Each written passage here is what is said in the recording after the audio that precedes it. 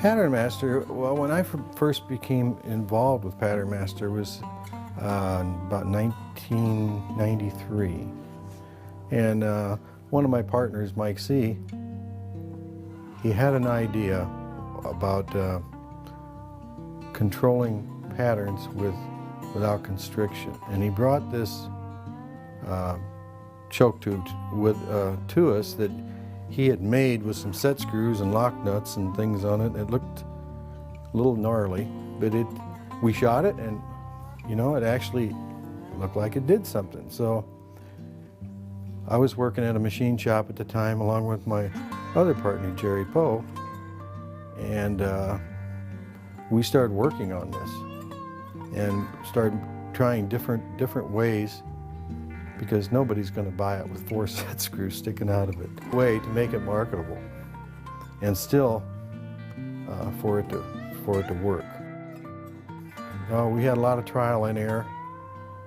We made little studs. I mean, they were 12 thousandths high, and I mean, very tedious things. And we put them around in the circle and put a metal sleeve over the top of them to hold them in place. And that worked okay, but it just was too time-consuming and not practical for production. And finally, we agreed upon the broaching system, where when you machine it, you leave a ring totally in the inside. We have a special made brooch that we've had made up, and we can pull that through, and it will cut out everything but 5 small blocks around the inside. And that seemed to work very well, although it was not real consistent at first. And Jerry Poe and I worked on it. We worked on it some more. We worked together every day. And we found by putting some certain tapers on the inside that we got it to be much more consistent, and it worked better.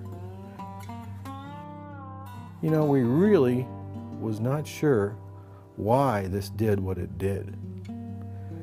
And when we thought it was grabbing a hold of the front part of the wad and separating it. But as I made the first cutaway, probably in '96, and the cutaway, what I'm referring to is this portion here, where we cut it away so you can see what's on the inside. And now, with having a wad in there, and you push the wad through, you can see that it's not the front part that catches, it's the base. And then it started making sense. What we were doing is we were letting everything exit and holding the wad back for that microsecond, and everything would go out in one little unit rather than stringing out like a tapered choke would do. Everything started, and from that point forward, we realized that we can do other things with this. We realized that this length right here would give us an extra full pattern. But the shot string would be very short. And that's because when the base of the wad hits that, everything is still inside. So everything just exits and it just stays together. Well, everybody doesn't want a full or extra full choke. So how are we going to make this thing open up, shoot a bigger pattern, but yet keep that short, dense shot string? So we went back to the drawing board, and we decided that let's cut part of that off to get back into the back toward the stud ring. And when we did that, what happens when the wad came out, now we have 1/4 to 1/2 of the wad out the front of the tube, opening up, throwing shot in a larger pattern this way, but still separating the wad and keeping it short this way. Well, that was great, so we took it one step farther. And we found out if we cut it all the way back to that ring inside there, most of the wad is already out the front of the choke, opened up, throwing shot in a larger pattern, but still separating the wad and keeping it short and dense. So at that point, we had a equivalent to a full or an extra full choke.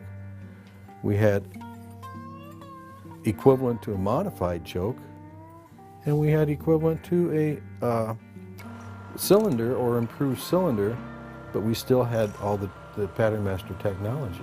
I think probably in the 90s someplace they start coming up with a 3.5-inch ammo. Well, it has longer wad inside. So we started making the extended tube, which would be like this right here.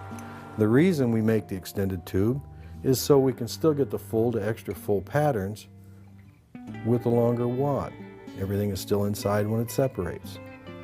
If you shoot the 3.5 through this length, it's going to give you more like a modified, improved modified, because you're going to have some of the wad out the front opening up when it comes out. So we learned how to get much more versatile with it. And that's pretty much how Patternmaster works.